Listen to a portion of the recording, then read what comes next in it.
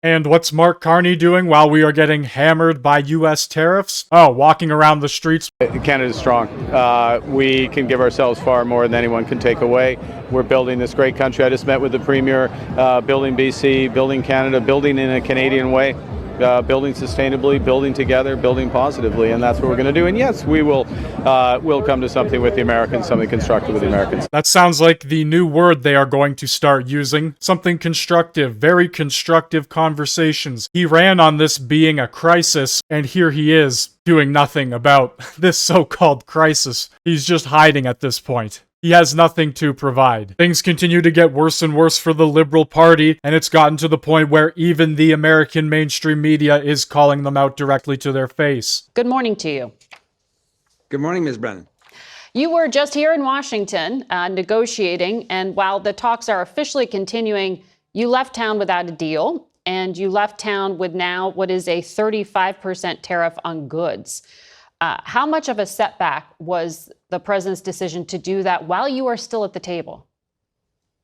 So we were obviously disappointed by that decision. We believe there's a great deal of common ground between the United States and Canada in terms of building two strong economies that work well together. That's been the history of the 40-year free trade agreement that goes back to President Reagan. We were pleased the United States is respecting the terms of the USMCA agreement.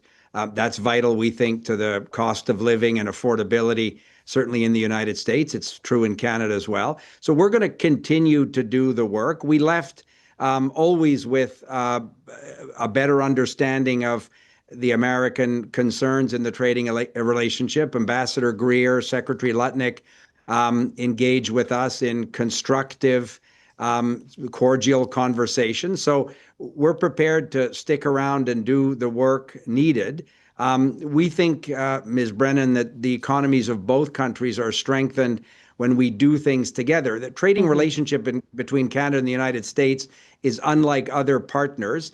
One description which I thought was very apt: we don't sell things to each other as much as we build things together. The party has changed their tune altogether. And that's why it's difficult in this relationship when so much is integrated, but we remain very optimistic.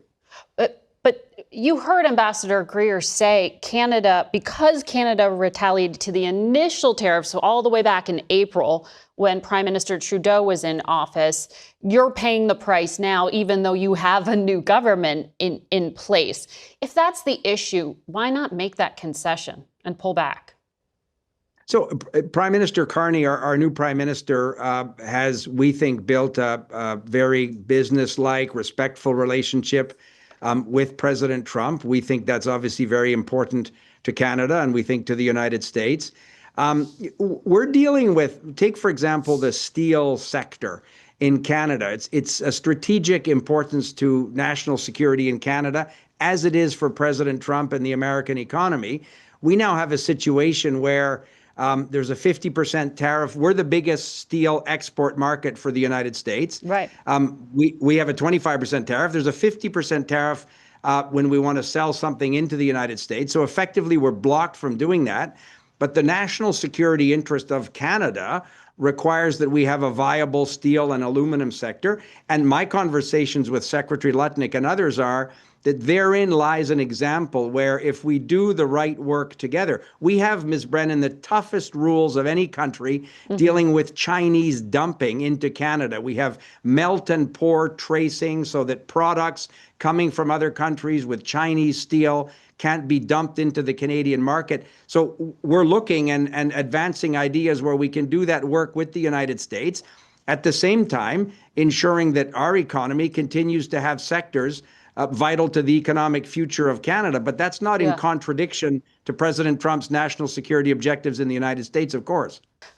Minister, we were just talking about some of the sectoral tariffs, the metals. American automakers, GM, Ford, Stellantis, they have all said that these tariffs are hurting their profits. The 50% metal tariffs, which use Canadian aluminum, the Secretary of the Treasury was talking about those just the other day. They're seeing the impact here in the United States, a bit of a backfire in some ways. Do you see room for maneuver on these? Are they willing to negotiate with you on those tariffs? So, Ms. Brennan, we hope so. And as I say, we're encouraged by the conversations with Secretary Lutnick and Ambassador Greer, but we're not yet where we need to go to get the deal that's in the best interest of the two economies. But your example is a good one. Canadian aluminum companies massively supply the American market. And by putting a 50% tariff on aluminum from Canada, you've increased the price of a whole series of goods. The automobile sector, again, is an example where there's been deep integration. We're the biggest customer of U.S.-made automobiles, heavily importing into Canada light and heavy-duty trucks. 50% of the cars that we finish in Canada and sell to the United States are made up of American parts. He just admitted how reliant we are on the United States, and instead of trying to come to a deal, we're sitting here fighting them. So therein lies a perfect example where instead of tariffing one another, or President Trump, for his national security reasons under his Section 232 tariffs, wants to have a strong domestic steel, aluminum, automobile sector. Well, so does Canada. And we understand and respect totally the president's view in terms of the national security interest. In fact, we share it.